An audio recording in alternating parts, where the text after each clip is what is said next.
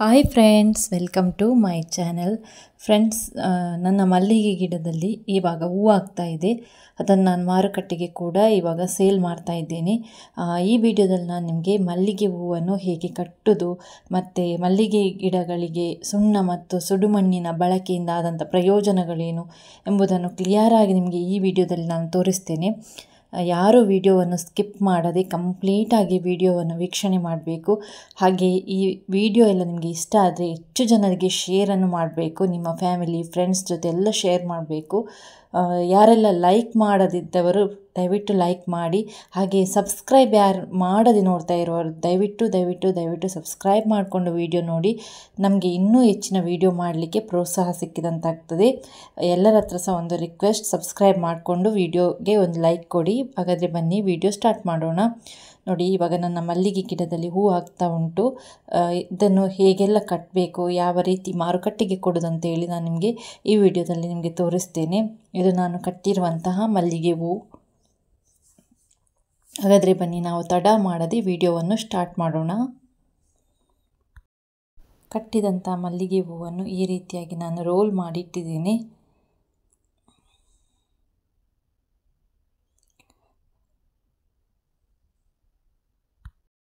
ಸುಣ್ಣ ಮತ್ತು ಸುಡುಮಣ್ಣು ಹಾಗೆ ನಾನು ಎರೆಜಲ ಗೊಬ್ಬರವನ್ನು ಬಳಸಿದ್ದೇನೆ.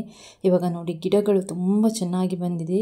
ನಾನು ನಿಮಗೆ ಒಂದು ತೋರಿಸ್ತೇನೆ. ಇದರಲ್ಲಿ ನೋಡಿ, ನಾನು ಮೊನ್ನೆ ಒಂದು ಸಲ ಒಂದು ಗಿಡವನ್ನು ತೋರಿಸಿದ್ದೆ. ಅದರಲ್ಲಿ ಎಲೆ ಎಲ್ಲ ಮುರುಟಿಗಟ್ಟಿದಾಗಿತ್ತು. ಆದರೆ ಇವಾಗ ನೋಡಿ, ಸುಣ್ಣ ಮತ್ತು ಸುಡುಮಣ್ಣನ್ನು ಬಳಕೆ ಮಾಡಿದ ನಂತರ ನೋಡಿ, ಇಲ್ಲಿ ನೋಡಿ, ಎಲೆ ಮುರುಟಿಗಟ್ಟಿದ ಜಾಗದಲ್ಲಿಯೇ ಹೊಸ ಚಿಗುರು ಬಂದು ಇವಾಗ ಅದರಲ್ಲಿ ಹೂ ಆಗ್ತಾ ಉಂಟು. ಇದು ಸುಣ್ಣ ಮತ್ತು ಸುಡುಮಣ್ಣು ಹಾಗೂ ಎರೆಜಲ ಗೊಬ್ಬರದ್ದು ಎಫೆಕ್ಟ್ ಅಂತಲೇ ಹೇಳ್ಬೋದು. ತುಂಬಾ ಗಿಡಗಳಿಗೆ ಅತ್ಯುತ್ತಮವಾದಂಥ ಗೊಬ್ಬರ. ಯಾರೆಲ್ಲ ಇವಾಗ ಬಳಸಲಿಲ್ಲ ದಯವಿಟ್ಟೊಮ್ಮೆ ಬಳಸಿ ನೋಡಿ. ಅದರ ರಿಸಲ್ಟ್ ನಿಮಗೆ ಖಂಡಿತವಾಗಿ ಗೊತ್ತಾಗ್ತದೆ. ಅಷ್ಟೊಂದು ಒಳ್ಳೆಯ ಗೊಬ್ಬರ. ಯಾವುದ್ಯಾವುದೋ ಸ್ಪ್ರೇ ಹಾಕೋದಕ್ಕಿಂತ ಸಾವಯವ ಗೊಬ್ಬರದಿಂದ ನಾವು ಗಿಡಗಳನ್ನು ಬೆಳೆಸಬೇಕು. ತುಂಬಾ ಒಳ್ಳೆಯದಾಗಿ ಬರ್ತದೆ. ಗಿಡಗಳ ಬಾಳಿಕೆಯು ಕೂಡ ಜಾಸ್ತಿ. ಇವಾಗ ನೋಡಿ, ಕೇರೆ ಬಳ್ಳಿ ಎಲ್ಲ ಉದ್ದ ಬಂದಿದೆ. ಅದನ್ನು ನಾನು ಕಟ್ ಮಾಡ್ತಾ ಇದ್ದೇನೆ. ನನಗೆ ಕೇರೆ ಬಳ್ಳಿಯಿಂದ ಗಿಡವನ್ನು ಮಾಡಲಿಕ್ಕಿಲ್ಲ. ಹಾಗಾಗಿ ನನಗೆ ಕೇರೆ ಬಳ್ಳಿಯ ಅಗತ್ಯನೂ ಇಲ್ಲ. ಹಾಗಾಗಿ ನಾನು ಗಿಡವನ್ನು ಕಟ್ ಮಾಡ್ತೇನೆ, ಕೇರೆ ಬಳ್ಳಿಯನ್ನು ಕಟ್ ಮಾಡ್ತೇನೆ. ಇವಾಗ ನಾನು ನಿಮಗೆ ತೋರಿಸ್ತೀನಿ ಈ ವಿಡಿಯೋದಲ್ಲಿ ಕಟ್ ಮಾಡಿದಂಥ ಕೇರೆ ಬಳ್ಳಿಯಿಂದ ಯಾವ ರೀತಿಯಾಗಿ ಚಿಗುರುಗಳು ಬರ್ತದೆ ಅಂತ ಹೇಳಿ. ಇವಾಗ ಮೊಗ್ಗು ಕೂಡ ಆಗ್ತಾ ಉಂಟು. ಮೊಗ್ಗು ಕೂಡ ನೋಡಿ ತುಂಬ ದೊಡ್ಡದಾಗಿ ಉಂಟು. ನಾನು ಬೇರೆ ಯಾವುದೇ ಕೆಮಿಕಲ್ ಸ್ಪ್ರೇಯನ್ನು ಹಾಕಲಿಲ್ಲ. ಕೆಮಿಕಲ್ ಸ್ಪ್ರೇ ಹಾಕಬಾರ್ದಂತ ಹೇಳ್ತಾ ಇಲ್ಲ. ಕೀಟನಾಶಕಗಳಿಗೆ ಕೆಮಿಕಲ್ ಸ್ಪ್ರೇ ಹಾಕಲೇಬೇಕು. ಅದಕ್ಕೆ ಬೇರೆ ನಮ್ಮ ನ್ಯಾಚುರಲ್ ಸ್ಪ್ರೇಯಿಂದ ಕಂಟ್ರೋಲ್ ಆಗೋದು ತುಂಬಾ ಕಷ್ಟ. ಹಾಗಾಗಿ ಕೆಮಿಕಲ್ ಸ್ಪ್ರೇ ಅಂತ ಯೂಸ್ ಮಾಡೋದು ನಾನು ಕೀಟನಾಶಕಕ್ಕೆ ಮಾತ್ರ, ಕೀಟಗಳು ಬಂದಾಗ ಮಾತ್ರ.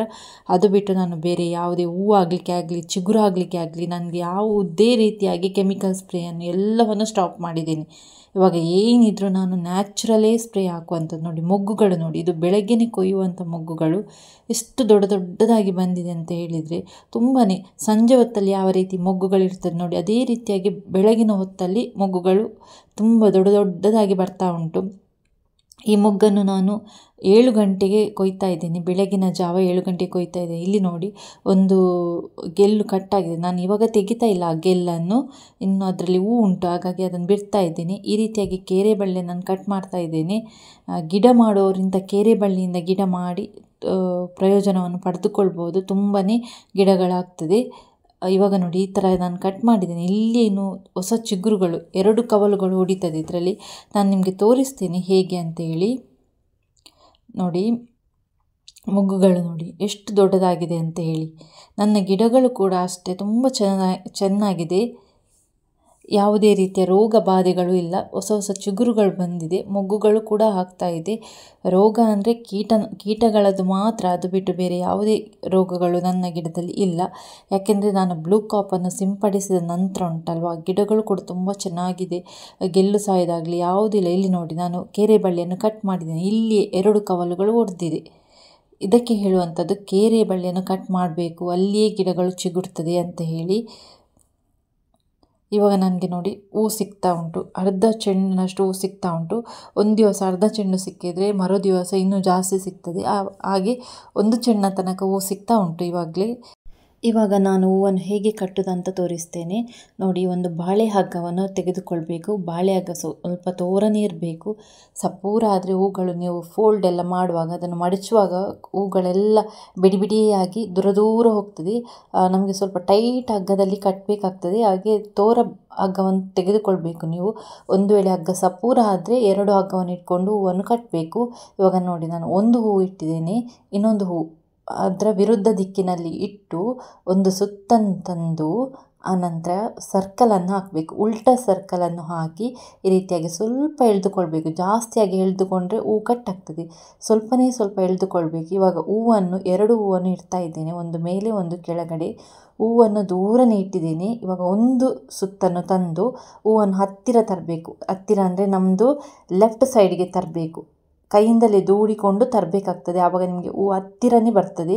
ಇವಾಗ ಇಡುವಾಗ ಮಾತ್ರ ನಾವು ದೂರನೇ ಇಟ್ಟು ಅನಂತರ ಒಂದು ಸುತ್ತನ್ನು ತಂದು ಹೂವನ್ನು ಲೆಫ್ಟ್ ಸೈಡ್ಗೆ ತರಬೇಕು. ನಮ್ಮ ಕೈಯ ಬೆರಳಿನಿಂದ ಸ್ವಲ್ಪ ದೂಡಿಕೊಂಡ್ರೆ ಅದು ಹತ್ತಿರ ಬರ್ತದೆ. ಆನಂತರ ನೀವು ಗಂಟನ್ನು ಹಾಕಿಕೊಳ್ಬೇಕು. ಆ ಗಂಟು ಹಾಕುವಾಗ ಹಗ್ಗವನ್ನು ಎಳೆದು ಗಂಟು ಹಾಕಬಾರ್ದು, ಹೂ ಕಟ್ಟಾಗ್ತದೆ. ಹೂ ತುಂಬ ಸಾಫ್ಟ್ ಇರ್ತದೆ, ಹೂ ಕಟ್ಟಾಗ್ತದೆ. ನೋಡಿ, ಈ ರೀತಿಯಾಗಿ ಹೂ ದೂರ ಉಂಟು. ಇವಾಗ ನಾನು ನನ್ನ ಲೆಫ್ಟ್ ಸೈಡ್ಗೆ ತಂದೆ, ನನ್ನ ಕೈಯ ಬೆರಳಿನಿಂದ ದೂಡಿ ಲೆಫ್ಟ್ ಸೈಡ್ಗೆ ತಂದಿದ್ದೀನಿ. ಇವಾಗ ಉಲ್ಟಾ ಸರ್ಕಲನ್ನು ಹಾಕಿಕೊಂಡು ಹೂವಿನ ಒಳಗಡೆಯಿಂದ ತಂದು ಸ್ವಲ್ಪ ಹಗ್ಗವನ್ನು ಸ್ವಲ್ಪ ಎಳೆದುಕೊಳ್ಬೇಕು. ಜಾಸ್ತಿಯಾಗಿ ಎಳೆದುಕೊಂಡ್ರೆ ಹೂ ಕಟ್ಟಾಗ್ತದೆ, ನಾವು ಕಟ್ಟಿದಂಥ ಹೂ ಕೂಡ ವೇಸ್ಟ್ ಆಗ್ತದೆ. ಇವಾಗ ಇಲ್ಲಿ ಇಲ್ಲಿ ಹೂ ಎಂಡ್ ಆಗ್ತಾ ಬಂತು. ಇವಾಗ ನನಗೆ ಜಾಯಿಂಟ್ ಮಾಡಬೇಕು. ಇವಾಗ ಅದು ಹೇಗೆ ಅಂತ ನಾನು ತೋರಿಸ್ತೀನಿ ನಿಮಗೆ. ನೋಡಿ, ಈ ರೀತಿಯಾಗಿ ಹಿಟ್ಟು ಕೂಡ ಜಾಯಿಂಟನ್ನು ಮಾಡ್ಬೋದು. ಅಥವಾ ನೀವು ಈ ಥರ ಸರಿಯಾಗುವುದಿಲ್ಲ ಅಂದರೆ ಹಗ್ಗದಿಂದ ಇನ್ನೊಂದು ಹಗ್ಗಕ್ಕೆ ಜಾಯಿಂಟನ್ನು ಕೊಟ್ಟು ಅನಂತರ ನೀವು ಹೂವನ್ನು ಕಟ್ಟಿಕೊಳ್ಬೋದು. ಹೀಗೆ ಸರಿಯಾಗದಿದ್ದವರು ಇನ್ನೊಂದು ಹಗ್ಗವನ್ನು ಇದಕ್ಕೆ ಕಟ್ಟಿ ಜಾಯಿಂಟ್ ಕೊಟ್ಟು ಹೂವನ್ನು ಕಟ್ಬೋದು. ಇದು ನೋಡಿ, ಇವಾಗ ನಾನು ಈ ಬೇರೆ ರೀತಿಯಲ್ಲಿ ತೋರಿಸ್ತೀನಿ ನಿಮಗೆ. ಇವಾಗ ಇದಕ್ಕೆ ನಾನು ಇನ್ನೊಂದು ಹಗ್ಗವನ್ನು ನಾನು ಜಾಯಿಂಟ್ ಮಾಡಿ ಇಟ್ಕೊಂಡಿದ್ದೇನೆ. ನೋಡಿ, ಈ ರೀತಿಯಾಗಿ ಜಾಯಿಂಟ್ ಮಾಡಿ ಇಟ್ಟುಕೊಂಡಿದ್ದೇನೆ. ಇವಾಗ ಇಲ್ಲಿ ಇದರಿಂದ ಕಟ್ಟಿಕೊಳ್ತಾ ಇದ್ದೇನೆ. ಹೂವನ್ನು ಅದೇ ಪ್ರೋಸೆಸ್ಸಲ್ಲಿ ಕಟ್ಟಬೇಕಾಗ್ತದೆ ನೀವು. ಮತ್ತು ನಿಮಗೆ ಸ್ವಲ್ಪ ಹೂವು ಜಾಸ್ತಿ ಆದರೆ ಇಲ್ಲಿಂದ ಕಟ್ ಮಾಡಿ ಮತ್ತು ಇನ್ನೊಂದು ಹಗ್ಗದಲ್ಲಿ ಕಟ್ಟಿಕೊಳ್ಬೋದು. ಅದು ಕೆಲವರಿಗೆ ಒಮ್ಮೆಲೆ ಕಟ್ಟುವಾಗ ಅದನ್ನು ಫೋಲ್ಡ್ ಎಲ್ಲ ಮಾಡಲಿಕ್ಕೆ ಉಂಟು, ಆವಾಗ ಸರಿಯಾಗೋದಿಲ್ಲ. ಹಾಗಾಗಿ ನಿಮಗೆ ಒಟ್ಟಿಗೆ ಸರಿಯಾಗದಿದ್ದರೆ ಮತ್ತೆ ಹಗ್ಗದಿಂದ ಜಾಯಿಂಟ್ ಕೊಟ್ಟು ಹೂವನ್ನು ಮಾಲೆ ಮಾಡ್ಬೋದು.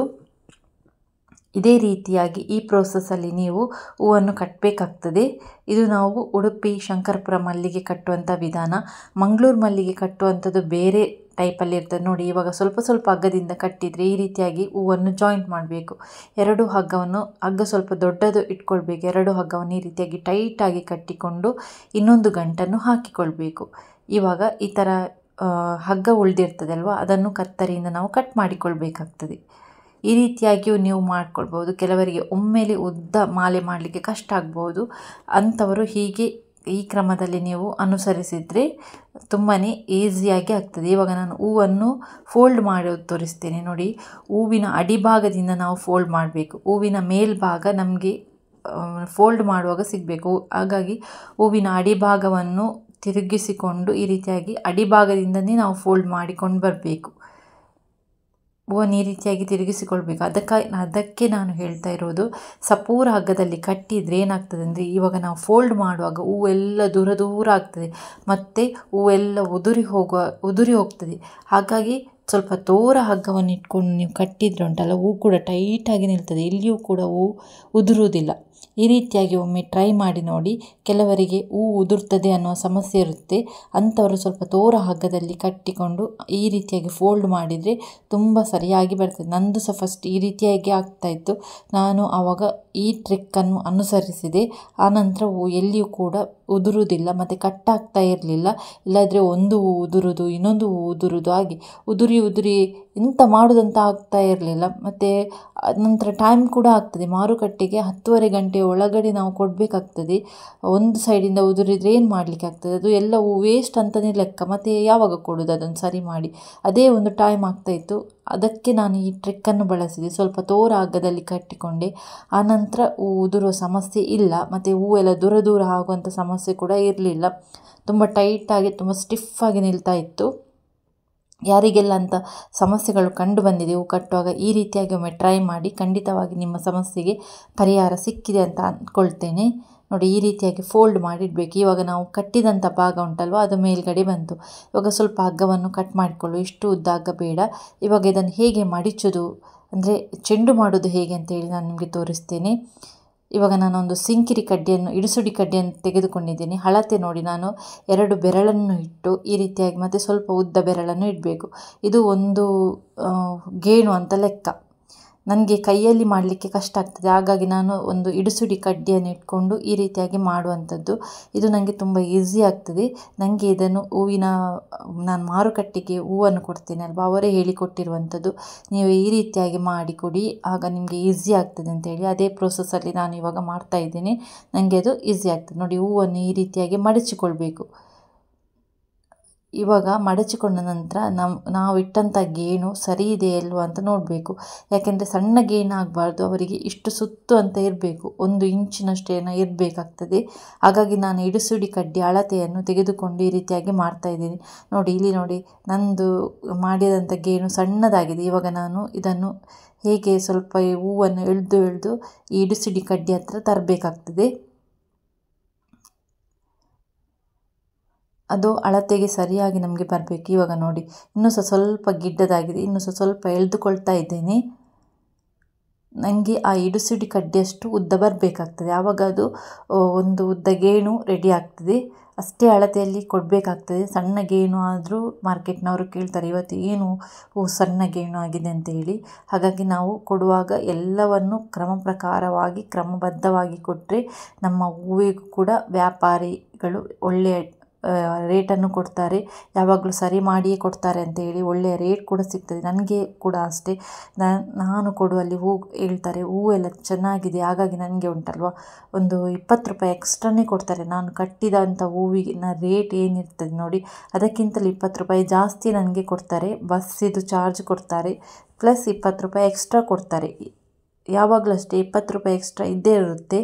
ಹೂವಿಗೆ ಒಂದು 600 ರೂಪಾಯಿ ಆದರೆ ಒಂದು ಅಟ್ಟಿಗೆ, ಆಗ ಒಂದು ಚೆಂಡಿಗೆ ಎಷ್ಟಾಗ್ತದೆ ನೋಡಿ, ಅದರ ರೇಟನ್ನು ಕ್ಯಾಲ್ಕುಲೇಟ್ ಮಾಡಿ ಪ್ಲಸ್ 20 ರೂಪಾಯಿ ಎಕ್ಸ್ಟ್ರಾ ಕೊಡ್ತಾರೆ. ಹೂವೆಲ್ಲ ಕಟ್ಟೆಲ್ಲ ಆದಮೇಲೆ ಅದಕ್ಕೆ ನೀರನ್ನು ಸಿಂಪಡಣೆ ಮಾಡಬೇಕು. ನಾನು ಹೂವನ್ನು ತಂದು ನೀರಲ್ಲಿ ಹಾಕುವುದಿಲ್ಲ, ಬದಲಾಗಿ ಹೂವಿಗೆ ಸ್ವಲ್ಪ ನೀರನ್ನು ಸಿಂಪಡಣೆ ಮಾಡಿಕೊಂಡು ನಂತರ ಹೂವನ್ನು ಕಟ್ಟಿದ ನಂತರ ಹೂವಿಗೆ ನೀರನ್ನು ಸಿಂಪಡಣೆಯನ್ನು ಮಾಡ್ತೇನೆ. ಒಮ್ಮೆಲೆ ಇವಾಗ ಮಳೆ ಅಲ್ವಾ, ಹೂವನ್ನು ಮತ್ತು ನೀರಿಗೆ ಹಾಕಿದರೆ ಅದು ಹೂವೆಲ್ಲ ಬಾಡಿ ಹೋದಾಗೆ ಆಗ್ತದೆ.